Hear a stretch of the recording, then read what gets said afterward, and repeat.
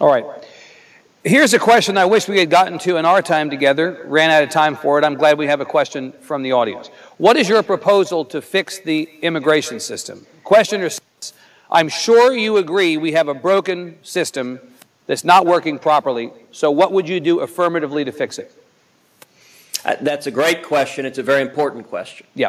And the premise is exactly right. And this actually illustrates the point we were talking about before about the divide between Washington and the country. If you get outside of Washington, there is bipartisan agreement on a great many aspects of immigration. That there is widespread bipartisan agreement that our immigration system is broken, as the questioner observed. There is widespread bipartisan agreement that we've got to get serious about securing the borders, about finally stopping the problem of illegal immigration. Yep. And there is widespread bipartisan agreement that we need to improve and streamline our legal immigration system, make it work better so that we can not just welcome, we can celebrate legal immigrants. So now what does that mean specifically? Well, I think the way Congress should address immigration reform is it should focus on the areas of bipartisan agreement. If we drafted legislation that reflected those areas, that secured the borders, that put in place strong E-Verify, that fixed the problem of illegal immigration, and at the same time that improved and streamlined legal immigration, that would sail through Congress. Unfortunately, that has not been the approach that has proceeded in Congress. And during the Gang of Eight bill, when it was in the Senate, I spent a great deal of time on the Judiciary Committee trying to improve that bill and trying to make it where it would actually work and fix the problem. I introduced a whole series of amendments trying to fix the problem. So I had one amendment that would have put real teeth in the border security. As it's drafted, the Gang of Eight bill would not be effective in stopping illegal immigration. The amendment I introduced would triple the Border Patrol, would increase fourfold the fixed-wing aircraft, the helicopters, the technology, would put in place strong E-Verify.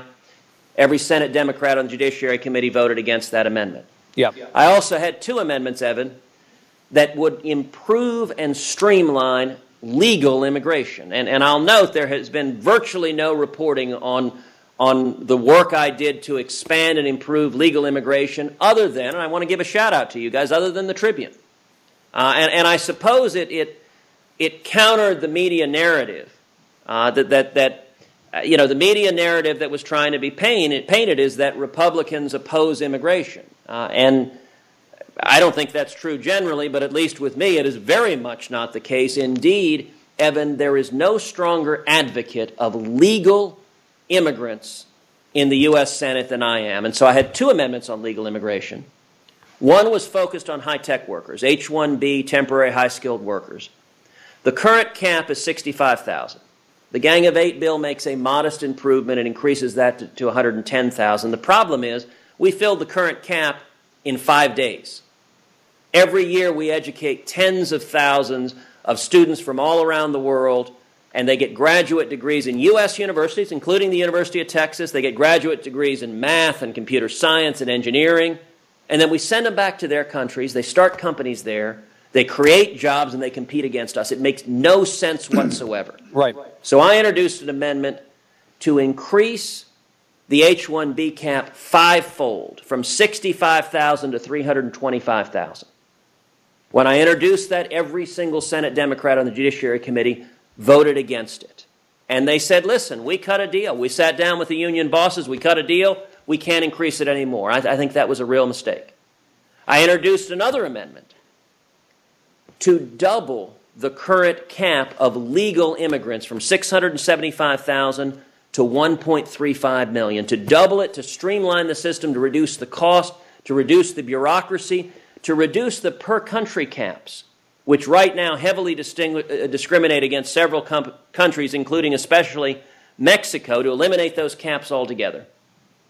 Again, every single Senate Democrat on the Judiciary Committee voted against it. Now, I bet you if someone just reads the newspaper, you have no idea that every single Senate Democrat voted against increasing legal immigration. But that's in fact what they did on the Judiciary Committee. And then the last two amendments I introduced were focused on those who are here illegally. And I think the most divisive aspect of this entire immigration debate is amnesty for those who are here illegally. And in particular, a pathway to citizenship for those who are here illegally. And in my view, there is no chance the House of Representatives is going to pass a pathway to citizenship for those who are here illegally. There are not 218 votes. I think the Obama White House knows that, and I think the Senate Democrats know that. And their insistence upon that, I believe, was intended to be and is, in fact, a poison pill to kill the entire bill. I mean, the reason, and I'm very saddened by what's happened on immigration in Washington, I think the intention of the Obama White House was to jam it through the Senate, and they had the votes to do that, and then have it crash and burn in the House so they can use it as a partisan issue in 2014 and 2016. Blame you guys. Exactly. Blame you guys.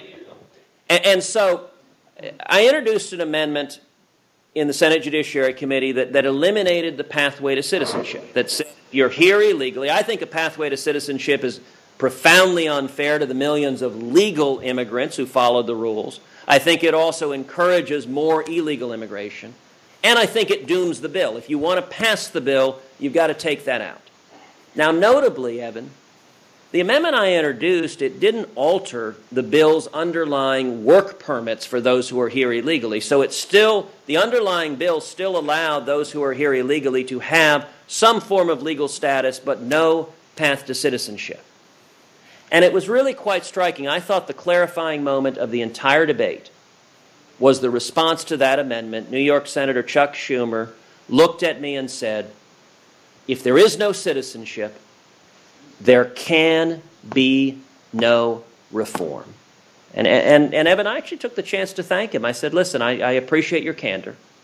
What you have just told the committee is that you have an overarching partisan political objective. And if you cannot get 100% of that overarching partisan political objective, you are willing to do nothing, zero, to secure the borders and stop illegal immigration. You're willing to do nothing, zero, to improve high-tech immigration and meet the needs of the high-tech industry that desperately needs skilled workers. You're willing to do nothing, zero, to meet the needs of farmers and ranchers that need agricultural workers. Yep. And most tellingly, you're willing to do nothing, zero, for the 11 million people who are here illegally. You're saying to them, stay in the shadows. You get no legal status whatsoever. If you can't get 100% of your partisan political objective, you'll leave them just where they are. Now, listen, I think that's profoundly cynical. I think that's wrong. But that right now has been the approach of the Senate Democrats and, unfortunately, of the Obama White House. I hope it changes. I don't want it to remain that way. All right. Senator, we're out of time. You've given us an enormous amount of time, especially given the week you had, and we appreciate so much your willingness to talk to us. So on behalf of everybody here in the audience you cannot see, thank you so much for being our opening keynote conversation. We appreciate it. And Senator, we'll see you back in Texas soon. Thank you, Evan. It was great to be with you, and I'm sorry we had run out of time. I had intended at the end to read everybody The Cat in the Hat, so maybe next time. Okay, very good. Senator, thanks very much. Appreciate it. All right.